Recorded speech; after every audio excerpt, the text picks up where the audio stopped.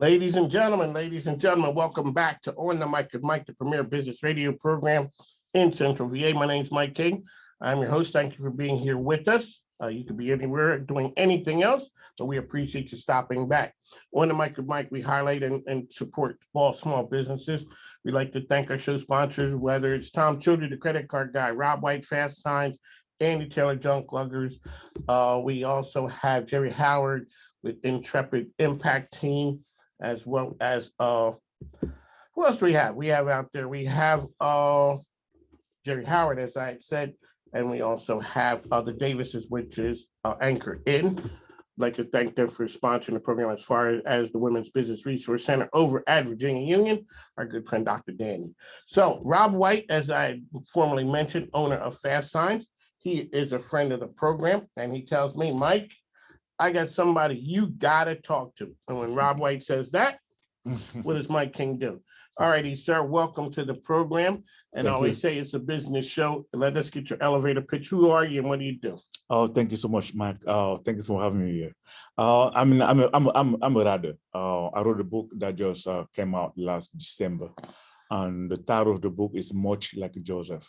I don't know, for those that are a little familiar with the Bible, there's a Joseph in the Old Testament, the book of Genesis, and my story just happened to be like his story. And the name of the book again is Much Like Joseph. Yes. Okay, so let's go back to who you are, and that way before you come to writing the book, because you got a story to tell. Yes. And the story ends up in a book. Yes. But you were living that story. Yes. Before the book. Yes. Okay, let's go back to when you're living, yes, who you are and what you do, and then we get to the point of where the book. Yes, and actually, I was born in Cameroon, in Central Africa.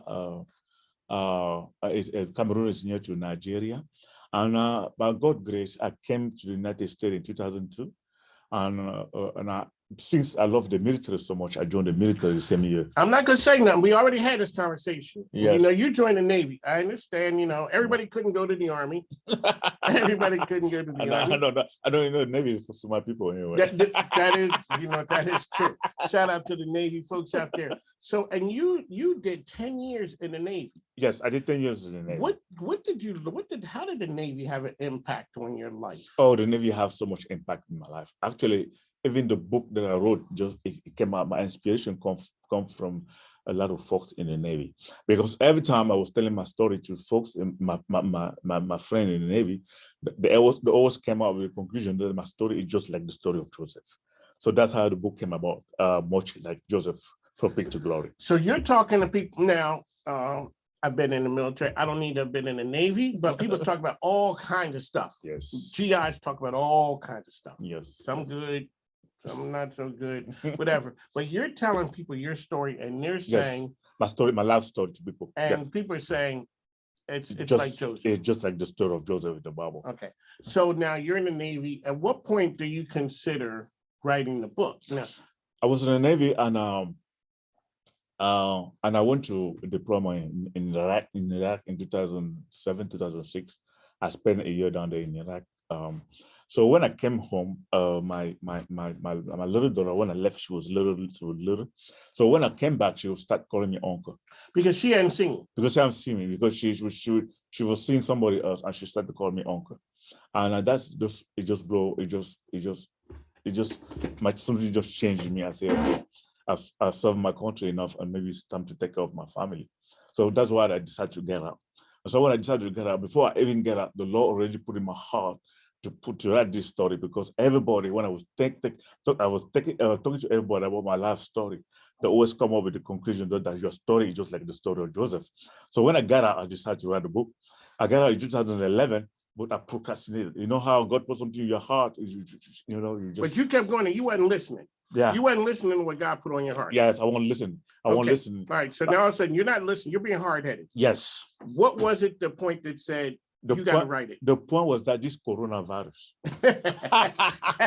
because my business, I was doing contracting business, and my business just went down south. Everything just went down. And I found myself home doing nothing. And God said, do you have enough time now to write a book? Okay. So I just concentrated on the book.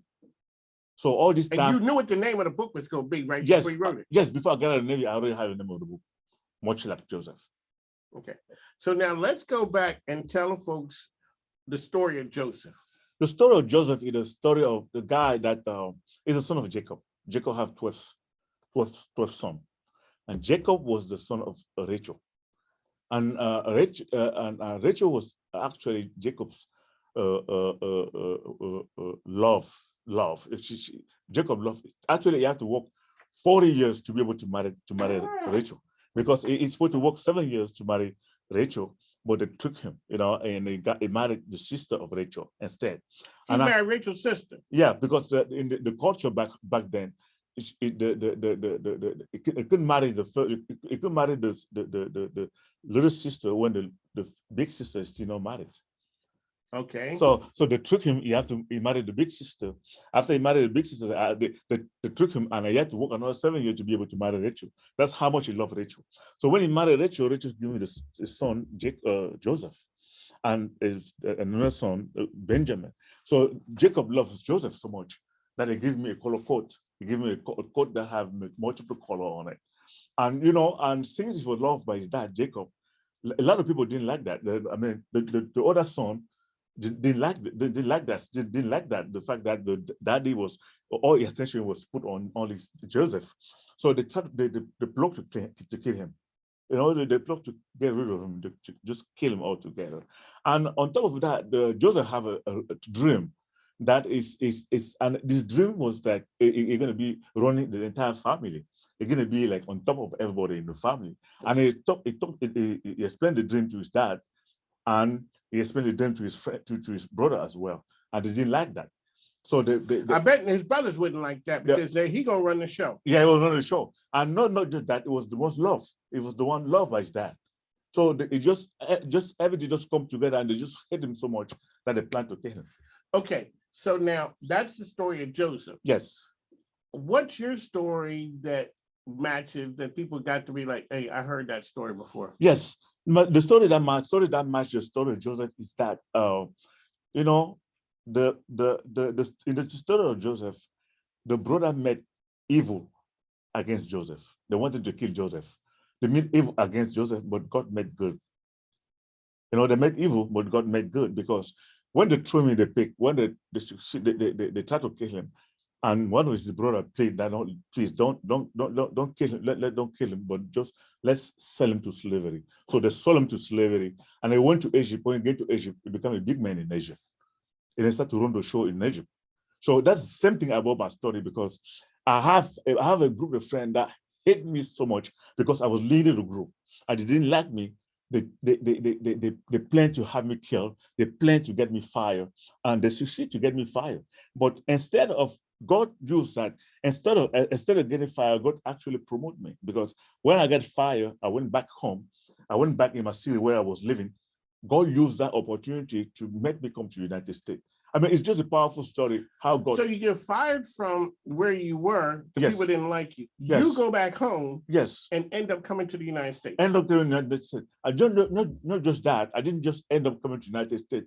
I got called back to my job, because everything on the job site was breaking up. Everything was not working anymore since I left. Anything was not working. They had to call me back on the job. Okay, and so when they called me back on the job, and I came back to the job, the guy that got me fired, they just discarded. They just everybody run from the field. Everybody run. They quit the job all together. So I was the one running the job. I was the one that in charge over the job this time around. It's a story of forgiveness as well. But when I got to the job, even though they run away, every day they disappear, I tried to find them to try to make them understand that God is so powerful. They make evil against me, but God made good against me. Okay? Because when I'm telling you, coming to the United States, I was very poor back home. That's why when people read my book, they're going to come down their eye when they read my story. I was very poor back in Cameroon, and I never dreamed coming to the United States. I never dreamed coming to the United States because I didn't have any means to live, and we barely have 1 meal a day. My family, we barely have 1 meal a day, and I had a dream. I had a dream to make something of my life. But the country in which I was living, Cameroon, is so corrupt that it's difficult to have to even find a job. Even though I was educated, it was very difficult for me to have a job. So all of a sudden you're living in Cameroon. Yes. How do you get the opportunity to come to America? And when you got it, what did it feel like when all of a sudden you find out you're leaving to go to America? So when I get fired from my job, when I got thrown in the pit, that's why I called it my pit. So when I got thrown in the pit, I came back to Douala. This is where the miracle happened. When I came back to Douala. So how big a town are you from? It's just what Douala is like. What, let's say like a Chesterfield. Okay. About that size of Chesterfield. And where were you working at? A bigger town? No, I was, because the job was on. It was a construction job. Okay. We were building a road that was supposed to connect Cameroon with Republic Centrafrique. Okay. With Centrafrique Republic. So we're supposed to connect the road, supposed to connect those roads. And the job was a little bit like maybe 300 miles from where I was living in Douala City. So we have to travel down there. Okay. To the job site to be able to live there and do the job. So when they fired me, I had to come back home. I had to come back home. So when I came back home, my family was, what happened? I just got fired. I don't know what happened, but I just sweetly got fired. Because those guys, they plot against me, and they went and tell something else to the director that I was not doing nothing, and that was I get fired. But instead, I was the one doing the job on the site. So when I left, that's why they found out I was the one actually doing the job, because now they got to call you back. They had to call me back. But hold on. Before they called me back, see what this happened. It was 2 weeks. During the 2 weeks, when I came back to Douala, I went to see a friend of mine, whose name is Nia. I went to see Brother Nia. He worked at the hotel. He's a personal taxi driver. So I went to see him. When I got there to see him, I was going to see him to let him know that I got fired from my job. So when I went to see him, I couldn't find him because he was driving somebody around. So I said, but I didn't see him, but I met somebody else, a brother named Claude. When I see Claude, I saw Claude. When Claude saw me, he said, "Nanna, what are you doing here? I thought you still back in bed for working." I said, "No, I got fired." So since I didn't see the brother Nia, I saw brother Claude was also coming to see brother Nia. This is where the miracle happened, because when I see Nia said, "Okay, I was looking for brother Nia as well." So since we didn't see him, let's just go back home, because we were living in the same town. So as we were going back home, he told me about the lottery program that you play to go to the United States.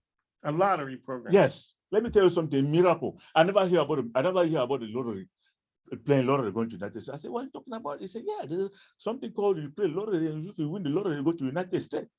So that's how the conversation started, and we were talking about the lottery. He said, "So you went to see one person, he wasn't there. Another guy went to see the same person.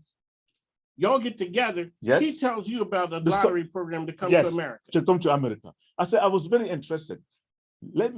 He said, "Yeah, if you're interested, I'm gonna shoot the guy that actually help people to fill out the form to win the lottery." So we went to see the guy. The same day? Yeah, the same day. Hold on, let me tell you. In 2 weeks, let me tell you. So the same day we went to see the guy helped us to fill out the form, and the guy that helped us to fill out the form to play the lottery told me that you cannot mail those forms over here. If you mail those forms over here, they're gonna tear you up. Because they get so many. Because they don't want people to win the lottery. They're gonna tear it up. So you have to fill a form out. You have to mail it out this country. So when he told me that, I said, I don't know anybody outside this country. I don't know anybody to. So win. you got wait a second. On the Yes. mic with Mike, we're here. I mean, we talked to some best of the brightest. But now, Nanna, you said that he tells you for the lottery to get submitted, Yes. it needs to be mailed outside of the country. Yes. You don't know nobody outside the country. I don't know anybody outside the country. So I start thinking, who I know that go outside the country. What I'm thinking. Now I thought about one of my friends named Marcel. And where does he live at? Marcel, he lived in the same town where I was living. Okay. Marcel. But Marcel was working with somebody that go to France to buy auto part, use auto part to come to sell to Cameroon. So I remember him. I said, hey, Marcel. I know Marcel worked with this guy. He told me one time that guy go to France to buy stuff. So I called Marcel. I said, Marcel, I got a situation here. I got a lottery program that I'm playing here, but you have to be mailed out of the country. So I explained to Marcel. Marcel said, I want to play too. So Marcel, come and join me. We fill out the form together. We put it in the envelope and we give to his boss. And his boss will go on the next Friday It was like on Tuesday, and the next Friday, his boss was going to France. So we give it all the envelope. Myself fill out the form. I fill out the form, and we give to his boss. His boss went to France. When he get to France, he mailed it to the United States, and they call us and let us know that I just mailed you that envelope. Okay. All right. Yes. So, all right. Yes. All right. So we're here with the author of the book, Much like Joseph. Much Like Joseph. Okay. So where we are in the story now, you and your guy you mail off your application for the lottery. Yes. From France. Yes. Because you didn't know nobody outside of Cameroon. Yes. Okay. It comes to America. Yes. It comes to America. How long did it? All right. So, okay. So wait a second. Let's go back to the day when you went back home after you went to see your friend. Mm-hmm. What did you tell your people? Like, what did you, they're going to say, what'd you do today? Yeah. I mean, look, I did actually, when I left to look for Brother Nya, to go visit Brother Nya, because it was a dear friend of mine. So when we finished the play lottery and we mail it off, I come back home. The question was everybody's mind is what happened? Why did they fire you? Well, okay, they want to know why you got fired. They fired. Everybody, no matter where you are, America, Africa, yes. No matter what, everybody why you got fired? They got fired. So I said, I really don't have any explanation. I don't know what's going on.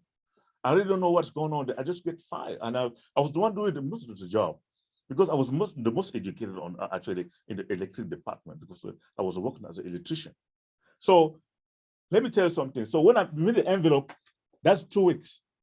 2 weeks, I was doing my little stuff. All right, so Friday, the guy says, hey, I sent. That's 1 week. That's 1 week. That's 1 week. All right, so now, are you worried? Like, are you like? Oh, yeah, I'm anxious. Like, you're going to read it in the book. What you're going to read in the book, I'm saying, Lord, because like I told you, I was like 27 years old. This was my first job in Cameroon. And because I looked for a job for years, I couldn't find a job. I had a plan. My plan was to be able to save money from that job and go like a country like a France, something easy where they speak French, because I couldn't speak English that time. I couldn't speak English. French was my first language. So I got a plan if I save a lot of money from the job that I have, that God blessed me with. But even the way that the job happened, I'm going to tell you later on how I got that job. So I was planning to save money to go to France. I didn't plan to come to the United States because I couldn't speak English. I didn't know anybody in the United States. And I didn't even have, I was so poor that I said, where am I going to start? So when you're trying to save money to go to France, so going to France is easier. It's easier because if you have like a 4 million back home in Cameroon money, you can go to France easy. You go like a student, something like that, as a student, you go to a student, and you get there, you just stay. It's easier. Okay. And integration was easier for me because we speak French. Though my plan was to go to somewhere in France. And I never planned to go to the United States. But this plan got shut off, got screwed over when they fired me.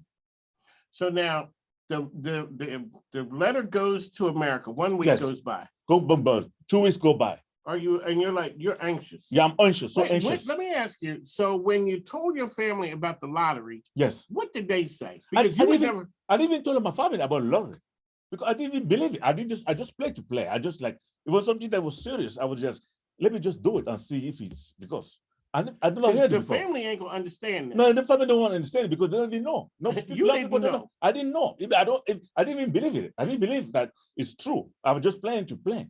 So 1 week go by, 2 weeks go by, I got called from the job. I got called from my job. They want you to come back. I wanted to come back. The director himself called me and said, Nanna, everything is not working here. I'm sorry, I fire you. I said, okay, if you want me back, you have to double my salary. You have to do this, you have to do this, you have to do that. And that's what happened. I went back to the job. I fixed everything that's supposed to fix. See how God works. I fixed everything. Every the guy that fired me, everybody disappeared. They quit the job, they leave, everybody left. I was just the one supervising the job. And I fixed everything. When I fixed everything, 3 months in the row, they called me. My uncle called me because when I made the letter to America, I put the return address, I put my uncle the return address. So my uncle called me after 3 months of the job, back in the job. They say, you have an envelope coming from the United States. I said, what are you talking about? I don't know anybody from the United States. I even forgot that I played lottery. You hadn't thought about it no more. Yeah. How long had it been when you stopped thinking about the lottery? A couple of weeks? No, it was 3 months. And Down the so road. you weren't thinking about it No, anymore. it was done, deal. I'm just like, okay. I forgot about it. But my uncle just called me and said, you just win the lottery. I just have a letter from you coming from the United States. I said, I don't know anybody from the United States. What are you talking about? I don't know anybody from the United States. And he says, no, you better come down here and say, this letter. It's come from the United States. Your name is on it. How far away did your uncle live from you? It was living in Douala. I was in Bertois, like I told you, like 300 miles. Okay, so 20 miles. Yes, so I had to go down. All right, so you got to go down to your uncle's house. So yes, I go down to my uncle's house. Are you wondering where you're going there? Yeah. Did you ever want him to open it? No, I didn't. No, it won't open it because it was not addressed to him. It was addressed to me. It's open to you. Yeah, it was addressed to me. So, but he just asked me to come down. So I spoke to my director. I said, Director, I have something to take care in Douala. He said, go. So I went to Douala and I opened an envelope. I said, congratulations, you just won the US lottery visa. And guess what? Marcel, the guy that is supposed to go to France, won the lottery as well. They live in Georgia now. So wait a second. The two of you guys who went to the hotel. No, the guy that went to the hotel just showed me who would play with. To show me the guy that's going to play. He didn't play. Okay. Jean-Claude, he didn't play. But Marcel, that I told him about, you have to be made outside the country. He won the lottery too. Yes, it was interested and he played too. So both of us play. So Marcel is live in Georgia now. So when you win the lottery, what does that mean? What does that mean? Does that mean that because they have requirement? Okay. Since I met all the requirement, because the only requirement was to have a high school diploma, and I have a high school diploma. So that's one of the requirement, and I have to do or go to the exam, all that stuff. That was it. So I just wouldn't come from United States just like that, out of the blue. So how long from the time you got the letter till you came to the United States? It took maybe a couple of months. It took maybe no, more than a couple of months because I have to do the blood, I have to do the exam, I have to go to medical stuff, I have to go to medical exam, you have to fill out some paperwork, I have to do that, I have to do that. But it took maybe like 3-4 months. Okay. Yes. So wait, now we got to go back to On the Mic and Mike. We're here. Nanna is with us talking. So you went to your uncle's house. Yes. Did you open the letter at your uncle's house? Yes, I opened the letter at my uncle's house. And what did your face look like? And what did he do when he saw you? I saw congratulations. I showed him. You saw congratulations. That's all you needed. Yes, congratulations. You just won the US lottery visa. Okay. And that was it. And I was like, I was thrilled. I was like, so now you gotta do you call your parents or do you go home and tell them? I go home and tell my parents. I told my mom. And I also called my boss back in Bertois. I said, I'm not coming back. I'm not coming back anymore. I got to work on this paperwork over here. Okay, so you call your mother. Mm-hmm. No, you call or do you go home with the letter? Yes. You go home. I go home. Okay, but she don't know when you walk in the door. she don't even know. I talked to her. She didn't even know what it meant. Okay. She don't know anything about the lottery visa. She didn't know what they're talking about. No, nobody. You're talking crazy. Yeah, I'm talking crazy. Okay.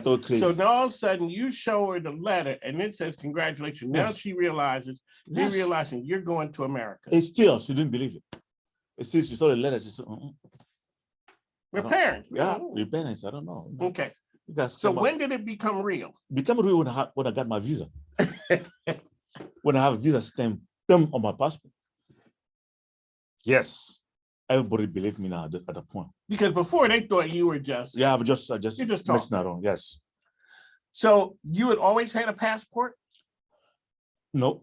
Okay, so you went and got a passport. Yes. They wondered why you did they wonder what okay, why you wasting money getting a passport? Yes. Okay. Yes. Nobody believed. Okay, nobody believed it. Yeah. Now all of a sudden you show it a visa, passport stamp. Yes. That now it's official. More people are starting to say, no, it's not crazy. Yes, it's not crazy. Okay.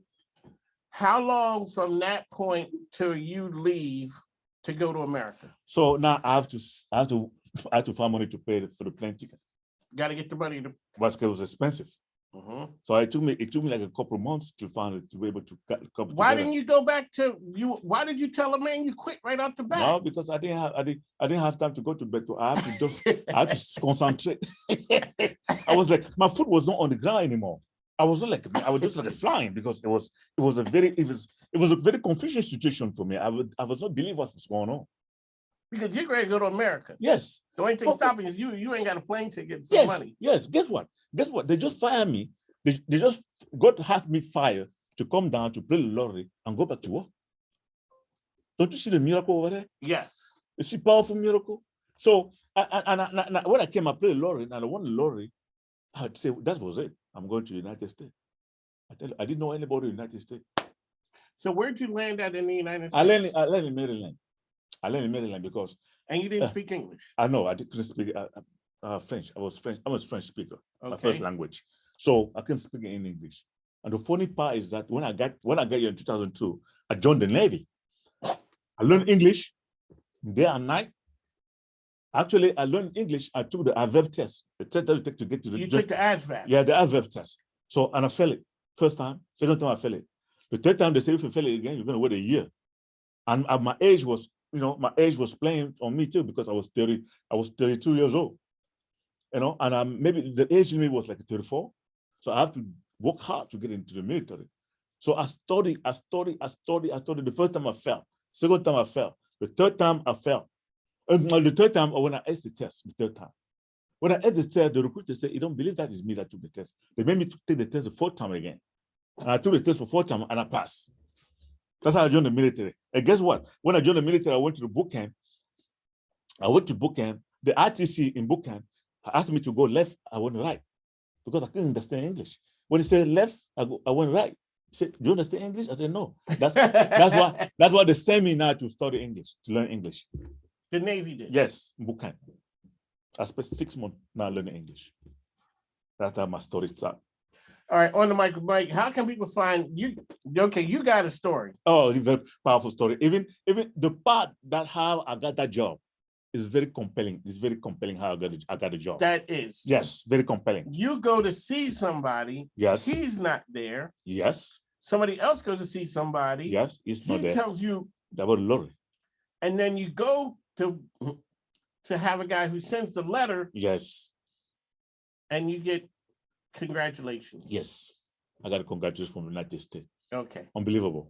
Rob White, the man, yes, he is everything that you said. All right, sir, how can people find the book out there? The book is available on Amazon. The book is available everywhere. Most bookstores here in Richmond has my book. Yeah, the book is available everywhere. Amazon has my book. And how about, was your website people can find information or? Oh, you can go on the website, muchlikejoseph.com. Muchlikejoseph.com. Yes, that's my website. Okay, so when you were leaving to go to America, what did your parents look like that day? And all the people who would question whether you were going to go or not. They good. I mean, there's my mom was stunned. She was very stunned. And she didn't even know what's going on. She didn't understand what's going on. How long before you were here have you gone back since then? I went back. I went back with my family in 2000. I went back in 2015. I went back before then. I went back in 2004. And there's another part of my story that maybe because we don't have time to explain. I don't have time to explain here. Maybe when people are going to buy my book, they'll learn about my story. You can't give away everything. Yeah, I can give away everything. But it's my story about joining the military in Cameroon, also in my book. Because like I'm telling you, I got the story in the book when I was trying to join the military in Cameroon. I couldn't join the military in Cameroon. But by God's grace, when I got to the United States, I joined the military. And I went back home.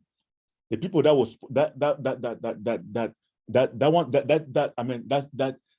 told me that they're going to help me to join the military back home, they screwed me over. So when I got to join the military, I go back home to see the same people. They run away. They run away from me because I went back with the military uniform, with my U.S. military uniform on. Which means a big deal. Yes, big deal. A very big deal. Yes. Which uniform did you have the whites on? Yes. You did? Yes. Beautiful white. I gotta go. On the mic of Mike. Y'all stand up with them little white uniforms and the hats. I get it. So and people always say thank you for your service. Hey, thank you. You had a good time there. I had a good time. Yeah. Yes. I know that smile on your face. Yeah. Yes. Oh, yeah, thank you. You know what? It introduces, you got a taste of America. Yes. That most people, when I went, I never met people from other places. You joined the military, it opened the world to you. Yes, it did. Speaking English. Yes. And going back home. Yes. Whereas the Cameroon military wouldn't take you. Now all of a sudden you go back with the uniform of the biggest, baddest military in the world. Yes. Yep. That's a one of powerful miracle. Actually, there's a chapter in my book when I call revenge.